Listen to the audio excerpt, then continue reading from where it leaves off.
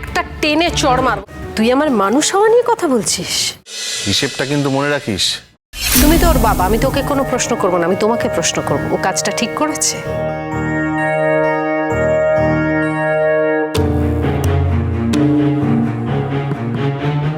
তুই এটা করেছিস? হ্যাঁ বাবা, আর আমার মনে হয় না আমি কোনো অন্যায় করেছি। আচ্ছা মা, তুমি কিন্তু দাদাভাইকে সবার সামনে অপ্রস্তুত। একটা টেনে চড় মারবো, হ্যাঁ, আর সবার সামনেই মারবো, মুখ দিয়ে কোনো কথা বলতে পারবি না। বড্ড বেশি দাদার হয়ে কথা বলছো। হ্যাঁ, দাদার হয়ে কথা বলছো মানে তোমার মনে এইরকমই ভাবনা আছে। তুমি তো আর আলাদা ঝাড়ের না, কিন্তু ওই একই ঝাড়ের হয়ে কথা বলছো, তাই না? কাকা দাদু, আমার মা যদি কোনো এমন কাজ করে যাতে আমাদের পরিবারের অসম্মান হয়, তখন তো আমার খারাপ লাগবে। তো আমার ভাই, ওর খারাপ লাগবে না? এই সামান্য কথাটা তোমরা বুঝতে পারো না? আচ্ছা, তোমার মা এমন কি করেছেন যে তোমাদের খারাপ লাগছে? সে তো তোমরা বুঝতে পারবেই না। তুমি তো মাকে ছোট থেকে মানুষ করেছো, তুমি তো আরোই বুঝবে না। যদি বুঝতে তাহলে মাকে সঠিকভাবে মানুষ করার চেষ্টা করতে। তুই আমার মানুষ হওয়া নিয়ে কথা বলছিস? মা, আমরা যদি অমানুষ হয়েও থাকি না, সেটা তোমার দয়াতেই, তোমারই লালন পালন। থ্যাংক গড বাড়িতে ঠাম্মি ছিল, পিসি ছিল, বাবা ছিল, তাই হয়তো পুরোপুরি অমানুষটা হয়নি। তাই জন্যেই মা, তুমি যে ভুলগুলো করছো সেগুলো আমি ধরতে পারছি। হ্যাঁ, দাদাভাই যে কাজটা করেছে সেই রকম কাজ হয়তো করে দেখানোর ক্ষমতা আমার নেই, কিন্তু দাদাভাই যে কাজটা করেছে সেটাকে আমি সমর্থন করি। মা, তোমাকে দাদাভাইয়ের উদ্দেশ্যটা বুঝতে হবে।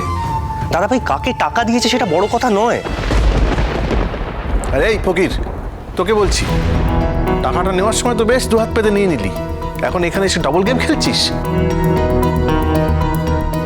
দেখো, তোমাদের ঝামেলা দুদিনে মিটে যাবে, আর তোমাদের এই বড় লোকেদের ব্যাপার স্যাপারই আলাদা। আমাকে কাজ করে খেতে হয়। আমার কাজটা চলে গিয়েছিল তখন তুমিই তো আমাকে ধরেছিলে।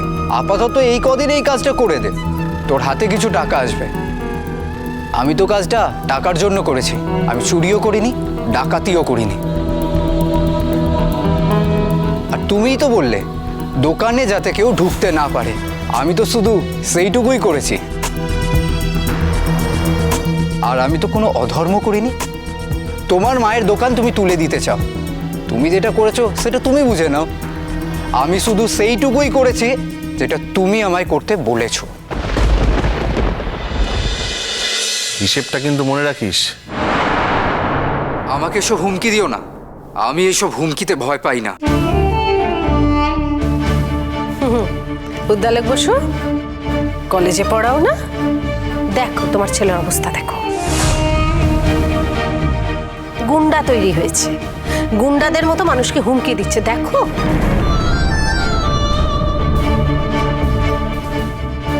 দেখো, একটা ঘটনার অনেক রকমের রিয়াকশন হয়।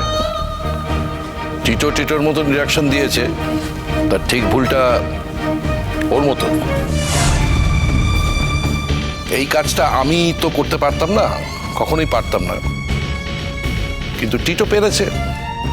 টিটোর মতো রিয়াক্ট করেছে।